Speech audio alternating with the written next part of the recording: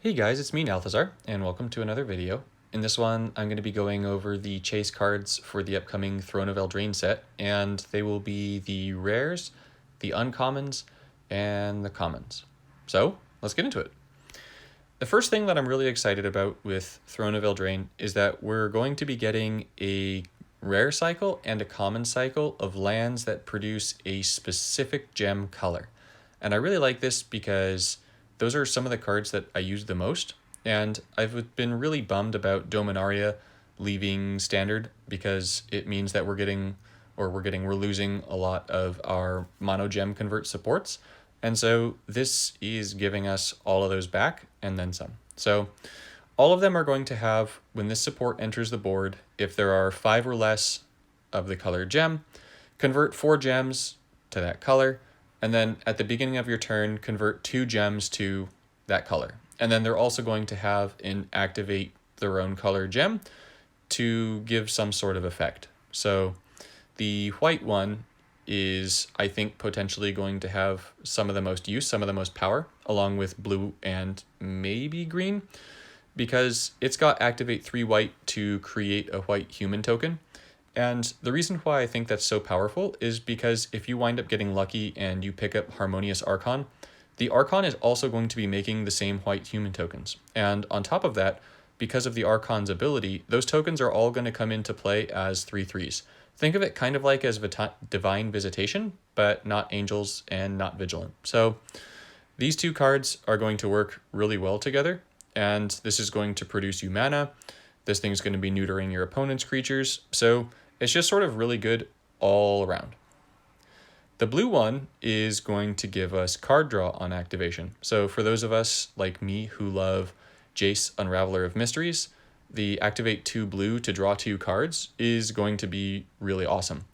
I should add before I continue with these that since they all activate on their own color and they all convert gems to their own color, they're all going to make it easier to activate themselves. So that makes them even cooler. The green one, it only activates 1, and that 1 is going to convert 2 gems to green for each green creature you control. Unfortunately, it's not just for each creature, it's specifically each green creature, so that takes a little bit away from it, but it's still pretty nice to have possibly extra gem conversion out of it, so still definitely worth it. The red one is going to activate 3 red so that your creatures get +1/+0 until end of turn, so that could add a total of 9 damage in a turn if you have 3 creatures out, but I think that that's a little bit on the unlikely side since you'd have to trigger all 3.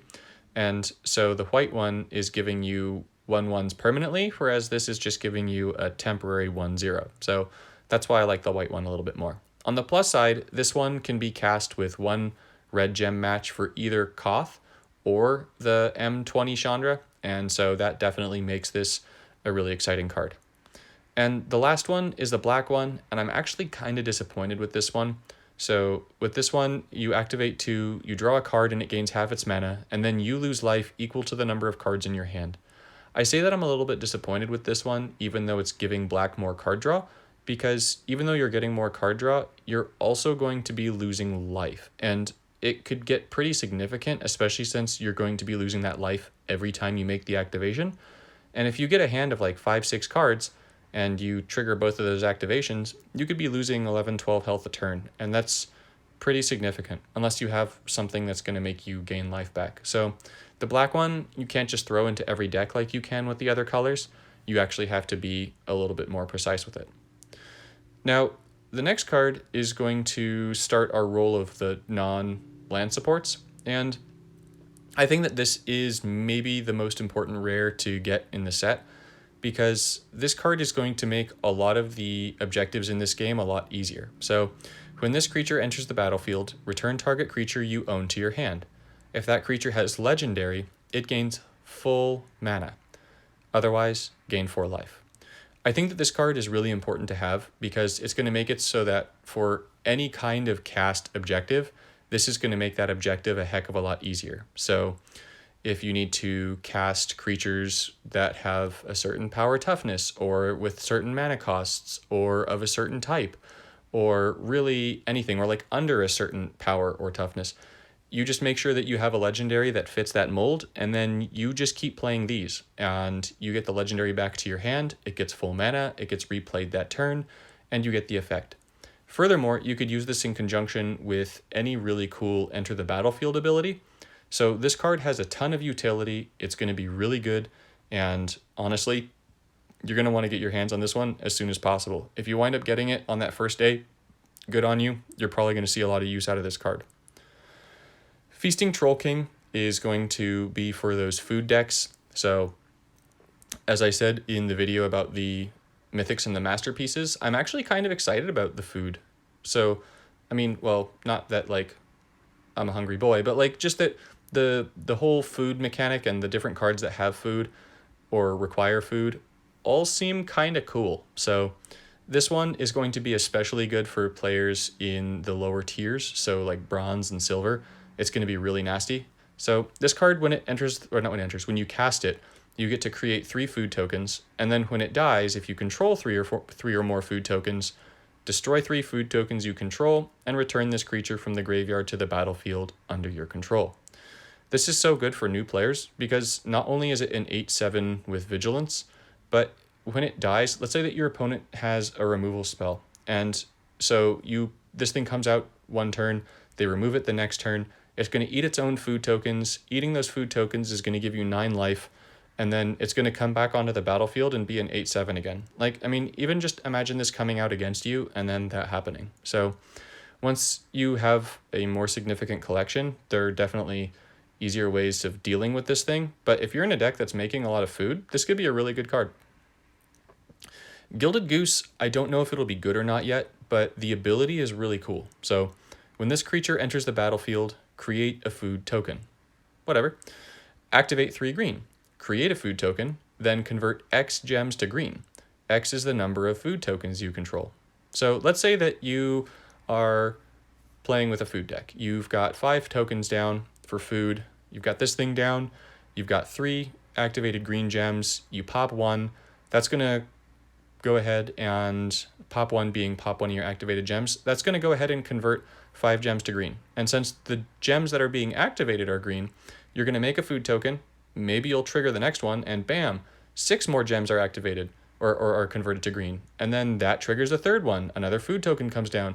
Boom, 7 are converted. I mean, you're going to get so much mana out of this and life, because remember that it's making food tokens also, and as those food tokens get destroyed to landfalls or matches or whatever, you're getting 3 life for those. So this honestly seems like a pretty fun card. I don't know like that it's going to be super powerful, but it has the opportunity to give us a ton of mana and a ton of life, and I like that.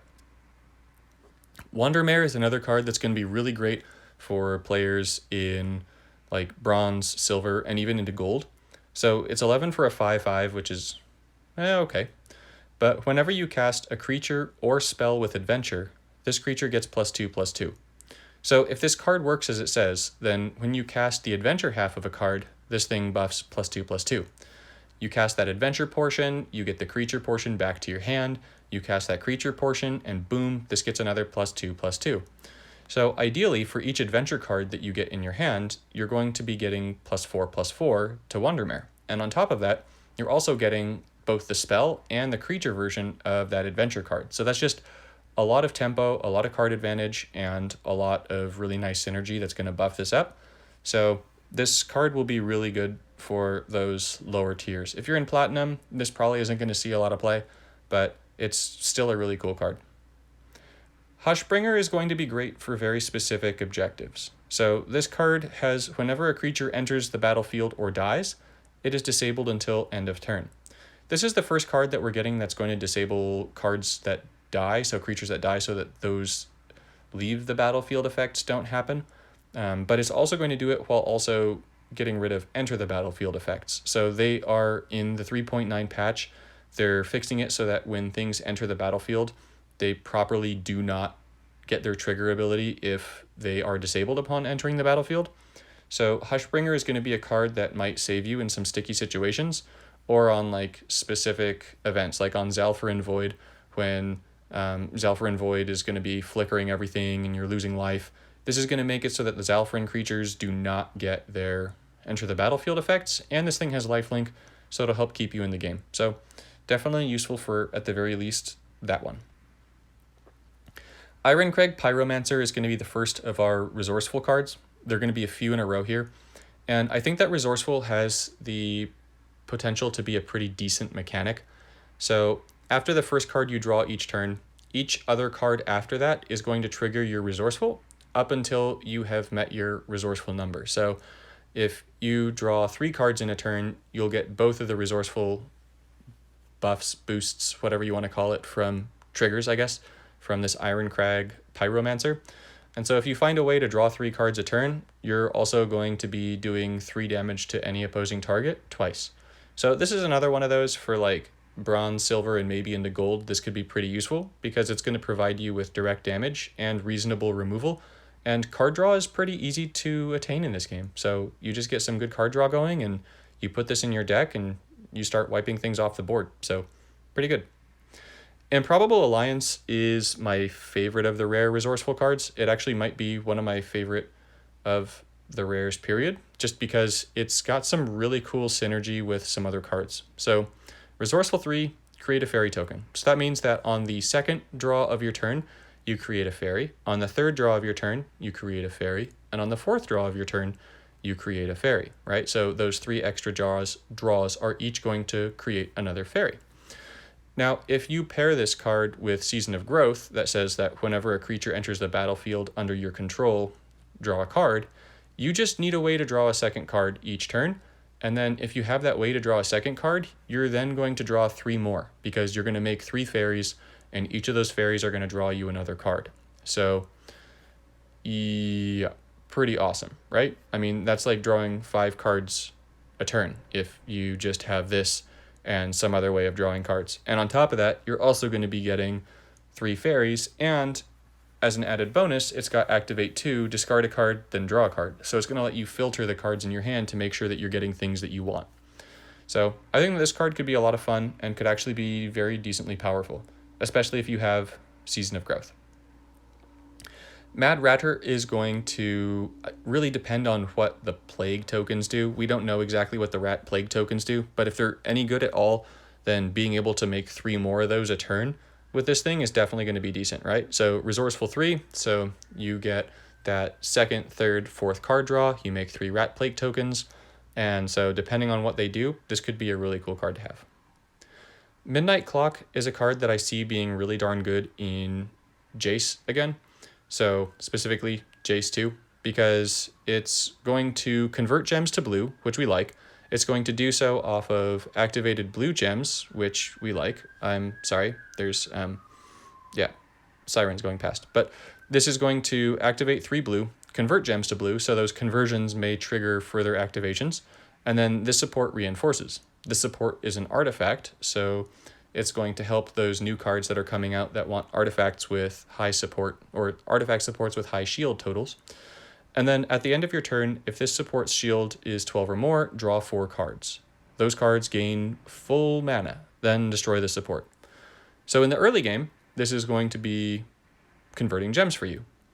In the mid to late game, you're going to be looking at this flipping and giving you 4 free cards, which is super powerful. If you've got Jace's third down, then those 4 cards are each going to be giving all of your creatures a +4/+4 boost, which means that you're looking at, 48 damage directly to your opponent just for getting this thing triggered off. So really good card, I think, possibly. It just really depends on how easy it is to get it up to 12 shields. Once Upon a Time is a card that could really be like super meh or super amazing, and you just are going to sort of have to test it out. So 4 mana to fetch the first creature or land from your library is sort of like, okay. Like, I wonder if it's going to be like, if you have a creature or a land, it'll just fetch the first one and not give you a choice. That is to say, if, let's say, the first card in your deck is a land, you'll just fetch that land. It won't just give you the option to pick between a creature and a land. But the thing that really sets this card aside as like a pretty possibly amazing card is the Overflow ability.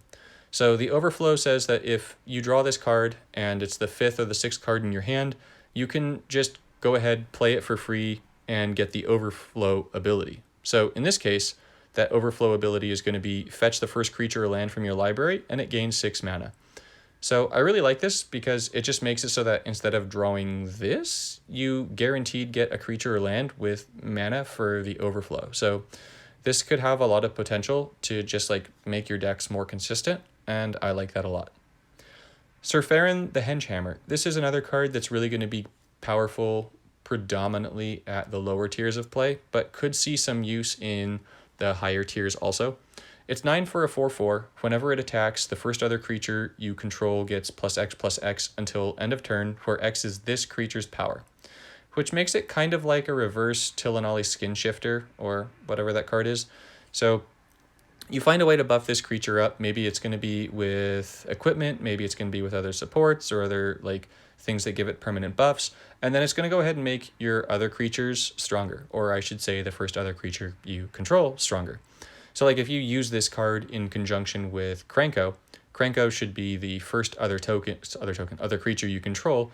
And so at the very least, that first turn that Krenko attacks, and every other turn thereafter, this dude should be giving Krenko the opportunity to make 4 more goblin tokens. And if this is your first dude, period, then you put like different swords on him, and then all of the buffs that go to him go to Krenko, which is going to make all the more goblins. So it's kind of like the buff gets moved 3 ways. So it's got pretty decent potential to do some really cool things. And it only costs 9 mana, which is pretty good too. So I'm actually pretty excited about this card. Deafening Silence. This brings us to the uncommons. We're done with the rares. Now, what I really like about this card is that it's going to help all of you people who really hate getting stuck in loops in Legacy. So whenever a player casts a non-creature card, the last spell or support in their hand is disabled until end of turn. Now, most of the Legacy loops are going to play a spell, and then that spell is going to make them draw another card, and then the next one plays, and the next one plays, and the next one plays, and the next one plays, and it just keeps going on like that. What this is going to do is it's going to make the last spell or support in their hand disabled so it can't play, and then as that chain goes, that 6th card is going to move up and become the 5th, and it's going to get replaced. And then that next 6th card is going to get disabled and move up and become the 5th. And now the 4th and the 5th are disabled, and the next card coming in is going to get disabled until the opponent's whole hand is going to get disabled. So this really is just going to maybe let you have a chance to respond to the shenanigan nonsense that your opponent puts forth. Depending on their deck, this could wind up completely saving you. So I really like that this gives us a way of stopping that general nonsense. Fabled Passage I like for a number of reasons. So this is a land, it's 9 mana. At the beginning of your turn, convert 2 gems to loyalty, and then when this support is destroyed, fetch the first other land support from your library. It gains full mana. So it pairs really nicely with Lotus Field, because as Lotus Field enters the battlefield, it destroys another land support you control. So let's say that you've got this thing out, you use Lotus Field is going to destroy Fabled Passage, which is then going to get you your next land support for free and give it full mana. So really good synergy between these two cards. Lotus Field converts 4 gems to your Planeswalker's colors, so that's a ton of gem conversion, and so between these two, you've got some really nice interaction going. Flaxen Intruder. This is going to be the first of what will hopefully be many cards like this. So we don't really have a lot of cards in Puzzle Quest that are creatures that when they attack, they destroy supports. And this card, on top of being an adventure, so it's going to have a spell half, is also going to have as a creature, it's an 8 mana 3/4 that says, whenever this creature deals damage, if it is reinforced, it loses a reinforcement. Then an opposing support loses 3 shields. So what I'm thinking of is, like, let's say that you pair this with Borborygmos, who's going to make it so that whenever it deals damage, it reinforces all of your other creatures. Wow, road noise. Super noisy near where I live. Usually it's not, but okay. So let's go ahead and say that you've got Borborygmos and this thing down. This thing gets reinforced every turn, and then you attack, you deal damage, and you start destroying your opponent's supports. Let's say that you give this thing double strike. Well, now you're going to be taking away 3 shields twice. Let's say that you then give this thing Berserker and Trample. Well, now you're just increasing and increasing and increasing that support destruction capability. And so this card here just can sort of help lock down supports, and I really like that it can do that. I also really like that it's only 8 mana, so it's going to make it a lot more playable for like newer players and players that have bigger collections alike. So it could wind up seeing some play and being decent. Not amazing, but decent. Giant Opportunity. This card, I love food, and it has a giant opportunity to be a good card. Yeah, I said that. I went there. We're going to move on. Okay, so when you play this card, right, you destroy two food tokens you control. Then you create a giant token. If you can't, create 3 food tokens instead. My guess is that it's going to be kind of like paper version. So paper version is sacrifice 2 foods. If you do, create a 7/7 giant. Otherwise, create 3 foods. So I'm going to guess that this giant is a 7/7, and then it's exactly the paper version. So that's my guess, and 10 for a 7/7 is pretty decent. You're going to gain 6 life for destroying the 2 foods, and if not, you're making more foods for your other foodies to do bad things. So yeah, cool. Lucky Clover is awesome, super awesome. So this is an 8 mana support, it's an artifact, and whenever you cast a non-copy spell with Adventure, copy that card, it gains half its mana. So let's say that you've got a bunch of adventure control cards, right? So remember that adventures are creatures that have 2 sides. The one side is a creature, the other side is a spell.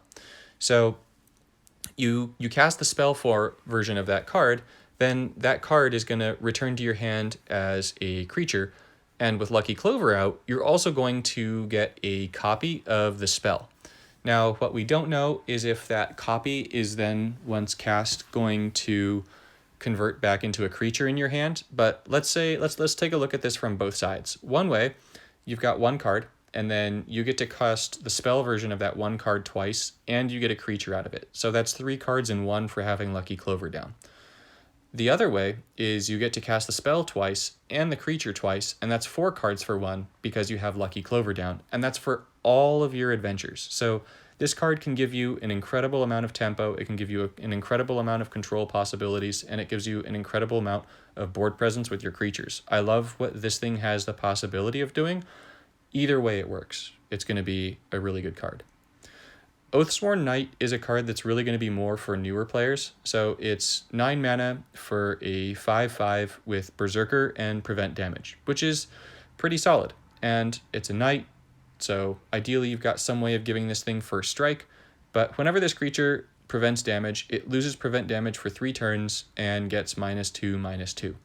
So as a 5/5, it loses Prevent Damage, becomes a 3/3, loses Prevent Damage, becomes a 2/2, and then goes kasplat. But the important thing about this is that it's a 5/5 for 9, which is pretty solid, and if you give it first strike or you do some other things that can buff this thing up, then this can act really well as a pretty powerful black creature. There aren't typically a lot of powerful little black creatures, and this could do that for you. So I definitely really like this card for newer players. If you've got bigger collections, you'll probably never use this, but if you don't, this is a very good card. Now, this brings us to our common gem converters and commons. So the common gem converters, I love them. I think that they're all really, really good. So they're all 10 mana. They all are going to convert 2 gems to their color.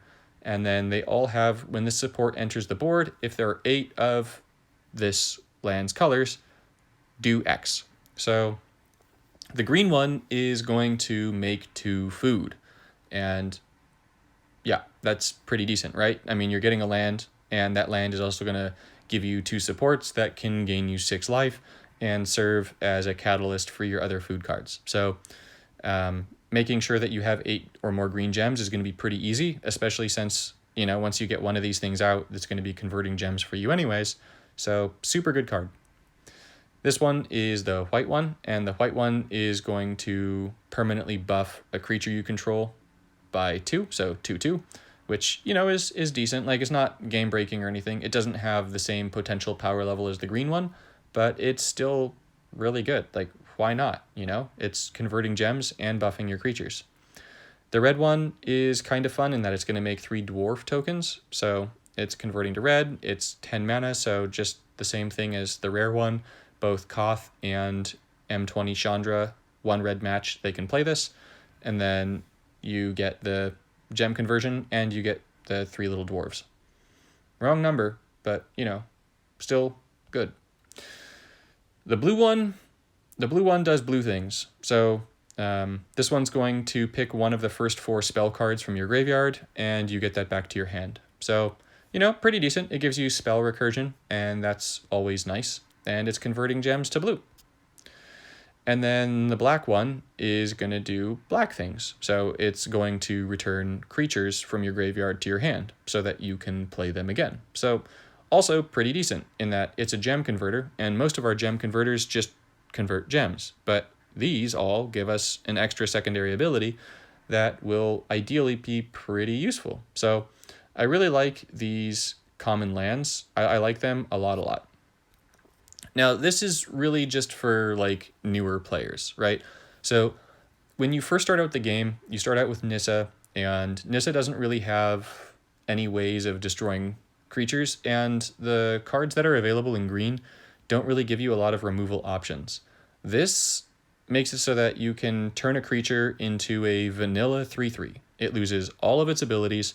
It's a 3/3. It's an elk, and then this card replaces itself in your hand because draw a card. So I really like this card for newer players because this lets you take care of some of the nastier threats in the game, and it's a common, so it'll ideally be pretty easy for you to get. So I really like that. If you're a newer player to the game, then keep an eye out when you open your Eldraine packs to see if you pull this card.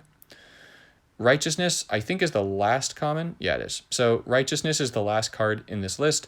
It's 6 mana to give one of your creatures with Defender, Reach, or Vigilance +7/+7 until end of turn. That's a really significant buff, and so if you have one of those with Double Strike or whatever, like, that's really nice. And then this also has Flash, so if, as they're going to be Defender, Reach, Vigilance, you can just keep this disabled in your hand and then use it as a way of ensuring that your Defender, Reach, Vigilant creature lives and wipes your opponent's board field. So, your opponent's board. So really good card. In all of these cards, I think, are going to be worth getting. So I think there's 77 cards that I've listed so far that I think are worth getting in the new set. There's a ton of cards in Eldraine that look pretty darn good. So yeah, go ahead, start cracking Eldraine, save your crystals for it, and I hope that you enjoy the coming of the new set as much as me. See you in the next one.